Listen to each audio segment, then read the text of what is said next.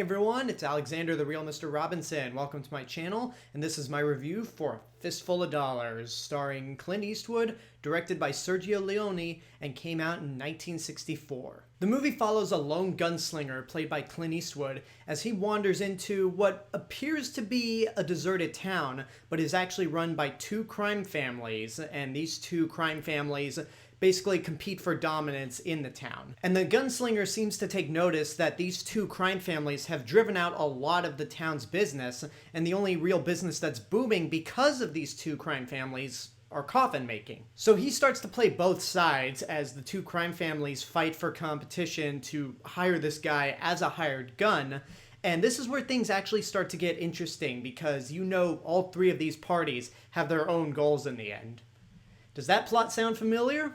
Does it sound like the plot to Yojimbo that I just talked about last week? If you say yes, then you are absolutely correct, because one of the most infamous things about A Fistful of Dollars is that it's often regarded as an unofficial remake of Yojimbo. So unofficial, in fact, that Kurosawa and Toho actually ended up suing Sergio Leone because it was pretty much Kurosawa's film from the beginning. Kurosawa even said that Sergio Leone made a fine movie, but it's his movie, which I honestly think is a bit harsh. Saying that this movie is just fine would imply that it's just an okay movie.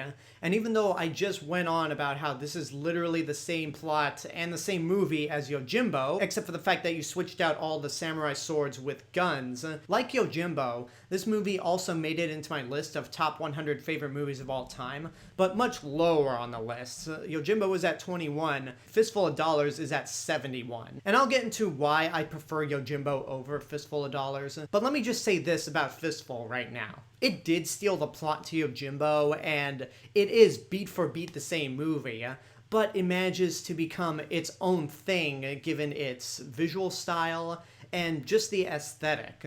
I mentioned last week that Yojimbo not only was inspired by American Westerns, but that it would go on to inspire this movie. And what makes this movie so important is that even though there is a superior sequel later down the line, this is the movie that really kicked into gear the notion of the spaghetti western. It's a little more gritty and dark than some other American westerns. Not to put down the movies of John Ford, because The Searchers can get pretty dark at points, but it definitely created its own aesthetic that would be an inspiration to several other pieces of media, more specifically the Red Dead Redemption games. And one of the biggest aspects that defines the spaghetti western is the score by Ennio Morricone. Everyone will remember the score for The Good, the Bad, and the Ugly because it's iconic. But this score is also iconic in its own way because it kind of helps give the Western genre an operatic feel to it. When you listen to this score, it definitely makes the Western genre feel a lot more epic and grand than it already is. You also have the main hero of the movie played by Clint Eastwood, and this trilogy is often known as the Man with No Name trilogy, and for good reason, because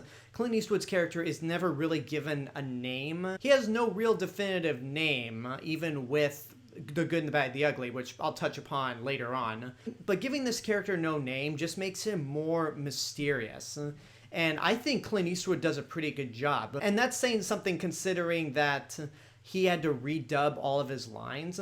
Because the thing about this movie, when you watch it, the audio, especially when it comes to the dialogue, feels a little off. With a lot of the actors, you can tell that their lips aren't matching the dialogue. And the reason a lot of the dialogue sounds a little off and not as clear as you would think it is because this movie was actually filmed silently. This is something that I didn't know about until just recently, is that Italian films back then were filmed silently, and they would add in all the audio from the dialogue, the sound effects, to the music in post-production. And this movie actually didn't get released in the United States until 1967, so Clint Eastwood didn't really go in to re-record his lines until a couple years later. It's also got some fantastic action, which goes to complement Clint Eastwood's character in showing us how quick he is with the trigger and that he can take out 4 guys with 4 shots in less than 4 seconds. Sometimes the action does get a little over the top. There's a scene where 2 men are going into a building to try to find Clint Eastwood's character, and then a giant barrel comes rolling down, and when it makes contact with them, the barrel explodes. Nothing really triggered the explosion. There was really no need for the explosion. Maybe it was meant to be comedic. If it was, then I honestly didn't buy into it, which I should probably go into some of the problems I have with the movie, and they're not a lot to ruin it. Again, this is one of my favorite movies of all time, and a lot of these issues that I have are mostly reasons why I prefer Yojimbo over this film. The main reason is actually that Yojimbo had a very strong sense of humor. There were points where that movie was a black comedy, and I felt like there were a couple of attempts for A Fistful of Dollars to try and do that, but because the rest of the movie seems to be playing out more like a straightforward narrative without a tinge of humor, the humorous elements that they attempt don't really work all that much. Another issue that I had, and maybe it's because of the circumstances that this movie was filmed under, there are points in the movie where I'm kind of distracted by the cheesy line delivery from everyone else but Clint Eastwood. Especially when it comes to the fact that the little boy in the movie is clearly dubbed over by a woman. It really felt like watching a Godzilla movie dubbed. It was too goofy. It was unintentionally funny. But again, what this movie gets right, it gets damn right. The score of the film, the look, the visual filmmaking style that Sergio Leone has, the fact that this would inspire an entirely new wave of Western films is enough for me to really appreciate this movie. And for that, I'd say it's worth seeing in your lifetime. Again, I'm not going to say get off your ass and go see it right now.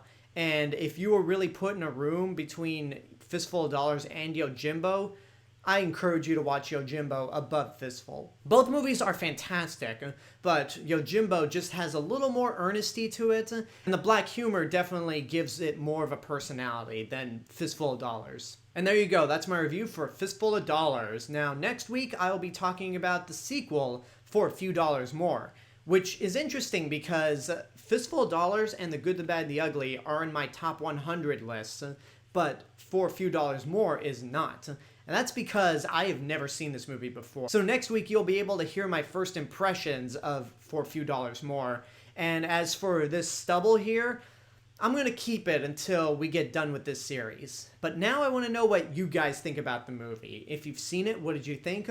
What's your favorite out of these two movies? Yojimbo or Fistful? Whatever the case may be, let me know in the comments below. And until next time, I hope you enjoyed this review. Don't forget to subscribe to the channel, give this video a like, leave a comment, support my Patreon page, follow me on social media, and until then, this is the real Mr. Robinson telling you there's only one.